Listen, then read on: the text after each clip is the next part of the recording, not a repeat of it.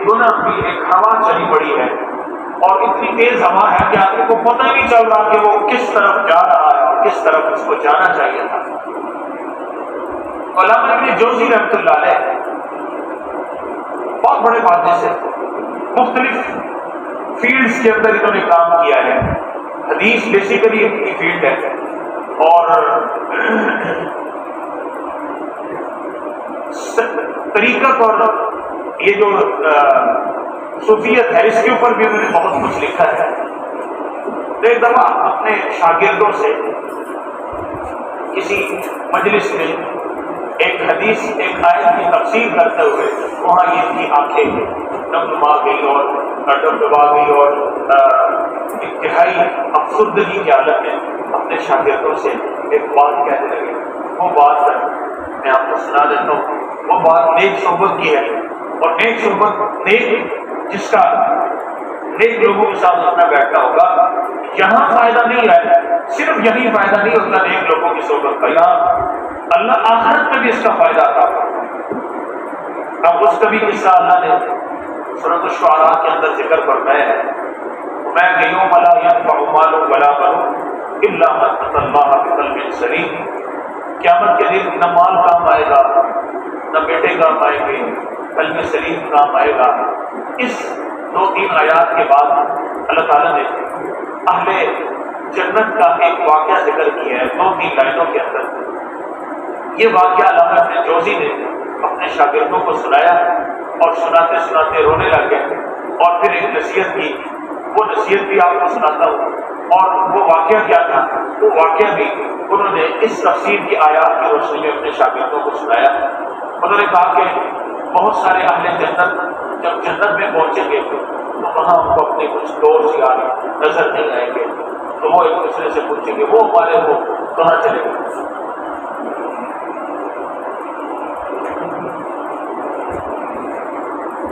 وہ ہمارے دوست یار کہاں چلے گئے؟ وہ کہیں گے وہ دوست یار تو آپ کے دیکھنے کدھر چلے گئے؟ تو وہ جنت کے اندر چل رہے۔ اب یہ اللہ سے درخواست ہے کہ اللہ یہ تمہارے ساتھ ہمارے ساتھ اٹھتے بیٹھتے نیکی کے کام میں کام کیا کرتے کہ اللہ یہ ان کو بتایا جائے گا بھائی ان کے اوپر یہ دفعہ لگی ہے، یہ گناہ ان کا تھا، تو یا اللہ اس دوست کے بغیر تو جنت بھی تھی، میں اپنی طرف سے اس کا مفہوم اس کا یہ ہے، اس دوست کے بغیر تو جنت پھیکی پھیکی سی لگ رہی ہے۔ اللہ تو نے وعدہ کیا تھا کہ تو ہماری سفارش بھی قبول کرے گا۔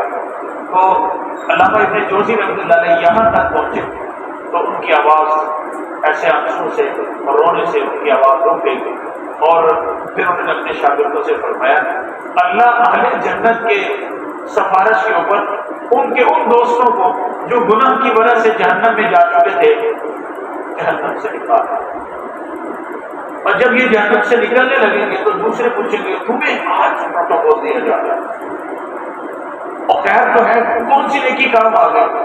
وہ خوشی سے کہیں گے وہ ہمارا ایک دوست ہوتا تھا وہ جن کے پاس ہم بیٹھتے تھے، اس نے اللہ سے سفارش کی ہے، ہماری آج جان بخشی ہو گئی ہے۔ تو اس وقت وہ کہیں گے فما لنا من شافعین ولا صدیق حمید، کاش کہ ہمارا بھی دنیا کا کوئی نیک دوست ہوتا اور آج ہمارے لیے وہ سفارش کرتا۔ علامہ ابن جوزی یہاں پہنچ کے اپنے شاگردوں سے کہنے لگے اگر تم جنت میں پہنچو اور مجھے جنت میں نہ پاؤ تو خدا را میرے لیے سفارش کرو کہ اللہ مجھے اس جنت سے، اگر میں کسی گناہ کی وجہ سے جہنم میں چلا گیا تو میری اس جنت سے اللہ خلاصی کرے۔ تو نیک لوگوں کی صحبت صرف دنیا میں ہی کام نہیں آتی، تہجد کا آنا، داڑھی کا مل جانا، سنت کا اہتمام آ جانا، گناہوں سے توبہ کا ہو جانا، تلاوت کے اوپر آ جانا، بے حرام کاموں سے بچ جانا اور نیکی کی طرف راغب ہو جانا، آپ یقین کیجیے کہ اس کا سب سے پہلا اور بنیادی سبب ہی یہ ہے کہ آدمی اپنے آپ کو اٹھا کر کسی نیک صحبت میں لانا شروع کر دے، آہستہ آہستہ اس کا رنگ چڑھنا شروع ہو جائے گا، اور اس کا رنگ ایسا چڑھنا شروع ہوگا کہ چڑھتے چڑھتے چڑھتے صرف دنیا میں فائدہ نہیں ہے بلکہ اللہ آخرت کے اندر بھی اس کو ایک بہترین اجر عطا فرمائے گا کہ یہ دوستی یاری، نیک لوگوں کے ساتھ دوستی یاری آخرت کے اندر بھی کام آ رہی ہے کہ ان کے کہنے سننے کی وجہ سے اللہ تعالیٰ اس آدمی کو جہنم سے نکال دے۔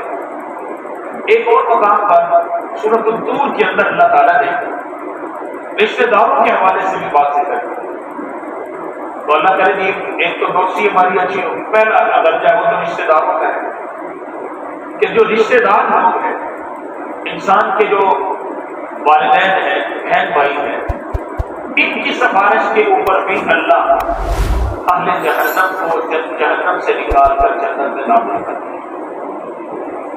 ایک طبقہ ایک موقع ایسا ہے، لیکن یہ بھی ماں باپ اگر دیکھ رہے ہیں اس کا کوئی بیٹا نہیں ہے، لیکن شرط یہ ہے جنت میں جانے کے لیے پہلی بنیادی شرط تو ایمان ہے، ایمان کے ساتھ اس دنیا سے رخصت ہوا ہو۔ اللہ تعالیٰ ماں باپ کے یا رشتے داروں کے اس سفارش کے اوپر اس شخص کو جہنم سے نکال کر جنت کے اندر داخل کروا دے۔ تو انسانی وجود کا جو اصل جو ضرورت ہے وہ نیکی کہاں سے پیدا کرنے کا، کہاں سے کرنے کا جذبہ پیدا ہوتا ہے؟ ایک صحبت سے، نیک دوستوں کے ساتھ بیٹھنے سے پیدا ہوتا ہے۔ یہ ایسی کرنسی ہے جو کبھی ضائع نہیں ہوتی، جو مٹتی نہیں ہے، جس کی کوئی لاسٹ ڈیٹ نہیں ہے کہ یہ ایکسپائر ہو جائے۔ جو نیکی آپ نے کی اللہ کے پاس سیو ہوگی، زمانہ گزر گیا اور حالات بدل گئے، آدمی بوڑھا ہو گیا، مر گیا، قبر میں پہنچ گیا، خاک بن گیا، لیکن یہ نیکی اس کی اللہ کے ہاں سیو ہے، پڑی ہوئی ہے۔ اللہ اس کو اٹھا کر جب قیامت کے دن اٹھائے گا، زندہ کرے گا، اس کی ایک ایک نیکی کا بدل اللہ تعالیٰ اس کو عطا فرمائے گا۔ تو نیکیوں میں سے سب سے بڑی نیکی کون سی ہے؟ نیکیوں میں سے سب سے بڑی نیکی، آدمی ڈھیر ساری نیکیاں کرتا رہتا ہے، تو سب سے بہترین اور سب سے بڑی نیکی ایسی نیکی جس کا تذکرہ اللہ تعالیٰ نے قرآن پاک میں فرمایا ہے۔ ڈھیر ساری نیکیاں ہوں گی، میرے مطالعے یہاں تک ایک نیکی ایسی ہے کہ جس کے کرنے سے اللہ تعالیٰ گناہوں کو بھی نیکیوں میں تبدیل کرتا ہے۔ ایک ایسی نیکی آپ نیکیوں کی فہرست گنواتے ہیں، کسی پہ خرچ کرنا، روزہ رکھنا، نماز پڑھنا، تراویح پڑھنا، اللہ کے سامنے گڑ گڑانا، ایک فہرست ہے نیکیوں کی۔